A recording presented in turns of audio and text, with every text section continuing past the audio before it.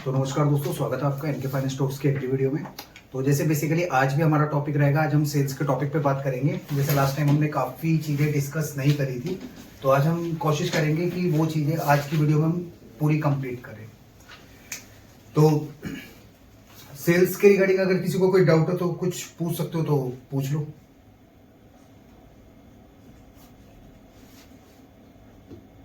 मैं तुम्हें 2-3 चीज़ें बता देता हूँ पहले। सेल्स में सबसे पहली चीज क्या होती है पता है? Skills, knowledge. स्किल्स आती है बाद में। जब आपको यही नहीं पता होगा कि मेरे को कस्टमर को बेचना क्या है।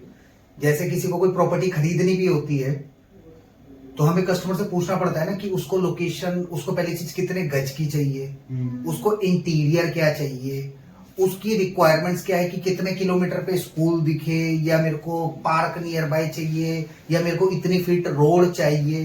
तो अपनी रिक्वायरमेंट बताता है, उसी के बाद तो उसके हिसाब से प्रॉपर्टी आगे सेल करते हैं ना। तो वैसे ही हमारा लोन में भी होता है कि कस्टमर को फ्रेश अमाउंट हमें देना चाहिए, या फिर कस्टमर के छोटे छोटे जैसे 10 क्रेडिट कार्ड है, तो मेरे को ऐसा लगता है कि मैं 10 के 10 क्रेडिट कार्ड को अगर मैं बैलेंस ट्रांसफर करवाऊंगा तो कस्टमर एक स्पेसिफिक ईएमआई दे पाएगा।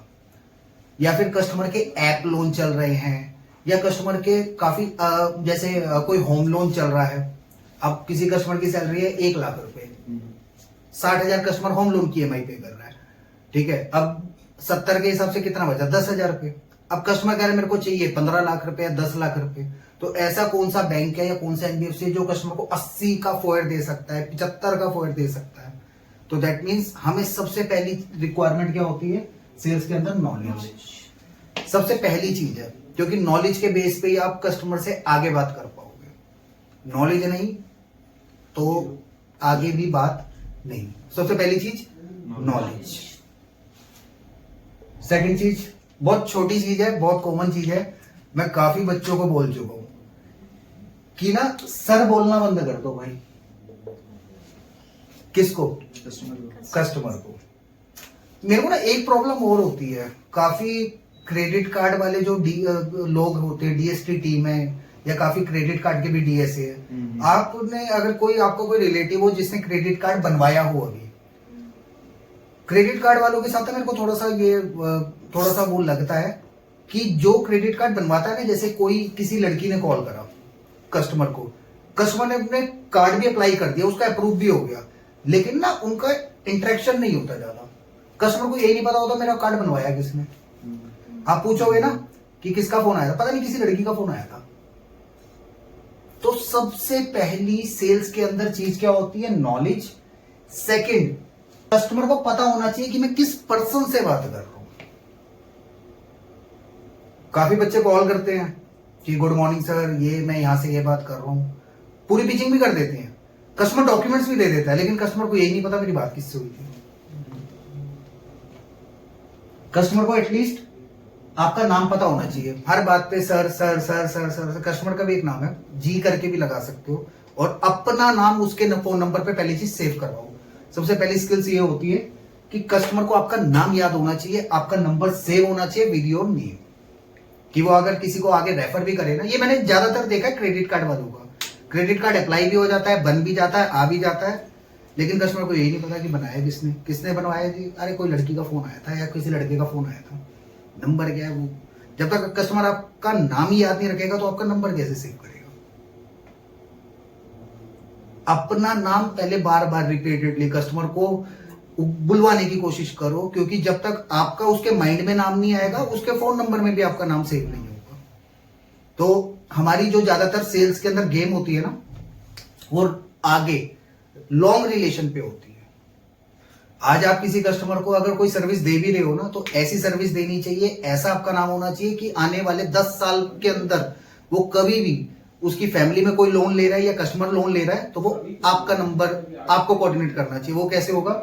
वो सबसे पहले आपको अपना नाम याद करवाने पे होगा कि आप हो कौन, कि आपने उसको अप्रोच करा और आपने उसको सर्विस दी, तो आपका नाम पता है, आपका नाम पता तो आपके फोन, उसके फोन में भी आपका नंबर सेव है।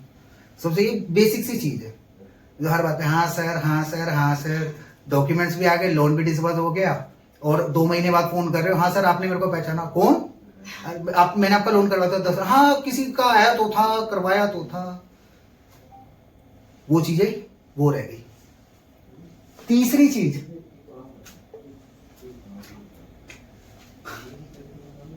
Know your customer. Know your, उसका क्या मतलब होता है? आप अपने कस्टमर को जानो। अच्छा कोई जैसे कोई बड़ी डील होती है, इन द सेंस कोई कस्टमर कह रहा है मेरे को 40 लाख रुपए चाहिए, 50 लाख रुपए चाहिए, आते हैं ना बहुत सारे कस्टमर को 40 चाहिए, मेरे को 50 चाहिए। अब हम लोग 40 से 50 लाख इन्वेस्टमेंट कब करते हैं, किस चीज में करते हैं? प्रॉपर्टी में। अगर मैं कहीं 40-50 लाख रुपए लगा रहा हूं तो मैं किस में लगाऊंगा? 70% या फिर 60% पर्सन किस में इन्वेस्ट करते हैं? प्रॉपर्टी में। क्या प्रॉपर्टी एक झटके में ली जा सकती है? अभी देखिए, अभी सब कुछ नहीं। कैसे होता है कि डीलर आपकी चीजों को समझता है, आपको टाइम देता है, आपकी चीजें एनालाइज करने की कोशिश करता है कि वाकई में इस पर्सन की रिक्वायरमेंट क्या है।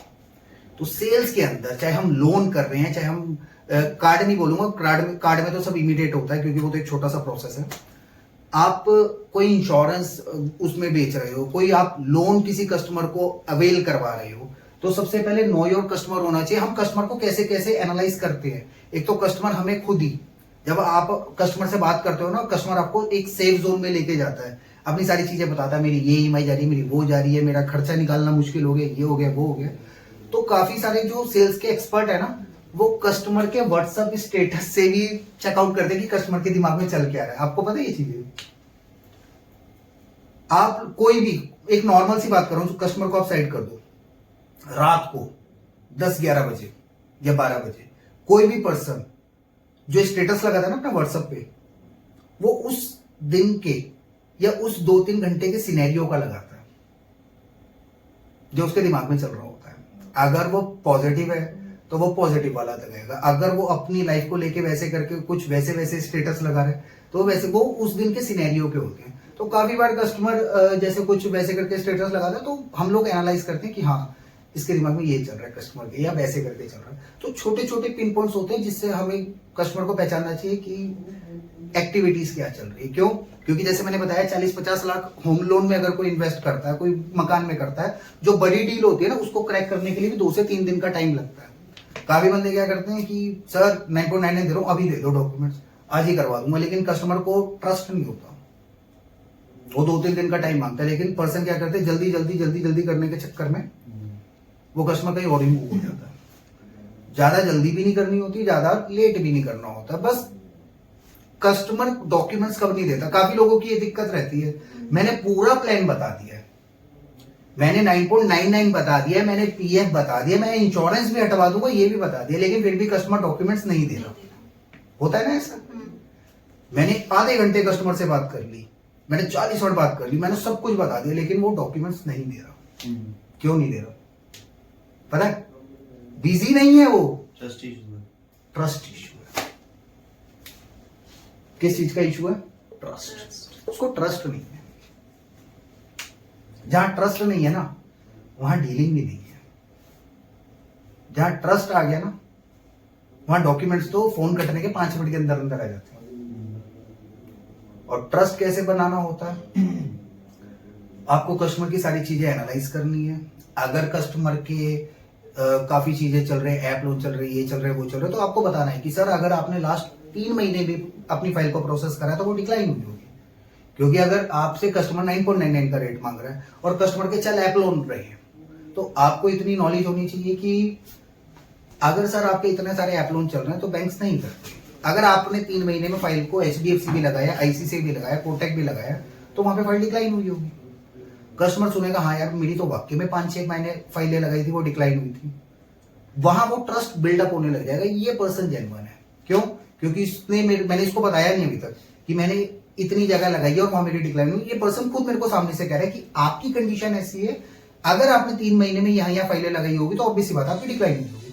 वहां वो ट्रस्ट ना कस्टमर का खुद माइंड में बिल्डअप होना स्टार्ट होता है। क्यों? क्योंकि कस्टमर ने तो नहीं बताया, उसका सिनेरियो जान के आप उसको गाइड करो कि सर आपने 3 महीने में क्या अप्लाई भी कराया क्या, वो कहेगा नहीं हाँ एक जगह, क्योंकि सर आपने अप्लाई भी करा होगा ना, तो सारी जगह आपकी डिक्लाइन हुई होगी। क्यों? क्योंकि आपने ना परफेक्ट एनबीएफसी में अपनी फाइल को नहीं लगाया या परफेक्ट बैंक में आपने नहीं लगाया। वो जब आप उससे बातें करने लगते हो ना कस्टमर से, तब उसका ट्रस्ट बिल्डअप होने स्टार्ट होता है। यहाँ से ट्रस्ट बिल्ड ऐसे ऐसे करके होता है। और थोड़ा पर्सनली होना पड़ता है यार कस्टमर से। कस्टमर काफी बच्चे ऐसे होते हैं कि हाँ कॉलिंग कर दी यार ये तो खड़ूस है। अरे खड़ूस कुछ नहीं होता, ढंग से बात करोगे ना ढंग से चीजें होती है। और हमारी तो यार सबसे बढ़िया फील्ड है सेल्स। एक मैं लास्ट टाइम भी मैंने एक चीज नहीं बताई थी जो अभी बता रहा हूं मैं। सेल्स के अंदर सबसे एक चीज होती है, पता क्या होती है? बॉन्डिंग। सेल्स में बॉन्डिंग बहुत मैटर करती है। बॉन्डिंग किसकी? रिलेशनशिप वाले बॉन्डिंग की बात नहीं कर रहा। बॉन्डिंग होती है हमारी। काफी सारे जो आजकल के बच्चे हैं ना, उनका क्या काम है, आते हैं कॉलिंग करते हैं, 3-4 केसेस करवाए चल दिए घर पे, आएंगे 3-4 केसेस करवाए चल दिए घर पे। जो केसेस होते जाते हैं ना उससे लिंक नहीं रखते, उसको अपने बारे में नहीं बताते, उससे लिंक नहीं रखते। जिससे होता क्या, काफी बार हमारी इंडस्ट्री में जो हम लोन देते हैं, काफी डॉक्टर्स मिलते हैं, काफी लॉयर्स मिलते हैं, ठीक है, काफी अच्छी आईटी सेक्टर के कस्टमर्स मिलते हैं। अगर आपसे उनका बॉन्ड अच्छा है, कल को मेरे साथ तो ऐसे हो रखा है कि काफी बार मतलब कि मेरी फैमिली में मेडिकल इशू आया और मैंने उन कस्टमर्स को लोन दिलवाया जो डॉक्टर्स हैं या स्टाफ नर्स हैं कुछ भी है, और उन्होंने मेरे को आने वाले टाइम में सपोर्ट करा। तो सबसे अच्छे हमारे लिंक बनते, बॉन्ड बनते हैं। लेकिन ये काफी लोग इस यहां तक जा ही नहीं पाते। अगर आप खुद सोचो, आपके चाहे आप वटेवर एक स्पेसिफिक अमाउंट उठा रहे हो, वटेवर 20,000, 30,000, 40,000, 50,000, 60,000, अगर सोचो आपके लिंक डॉक्टर से अच्छे है, लॉयर से अच्छे है, आईटी सेक्टर में अच्छे है, तो that means you are powerful. आप अपनी फैमिली में कोई भी कहता है ना मैं आईटी का कोर्स, अरे तू आईटी का कोर्स कर रहा है ना, मैं तेरी नौकरी लगवा दूंगा। क्यों?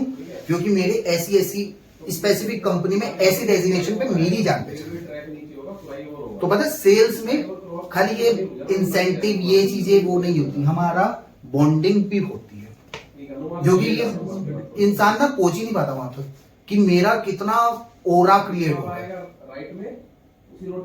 और जो स्पेसिफिक वाले पर्सन होते हैं ना, वो ऐसे पर्सन ना बॉन्ड बना के रखते हैं कि उनको कभी भी बैंकिंग सेक्टर में कुछ भी काम हो तो वो आपसे कोऑर्डिनेट करें।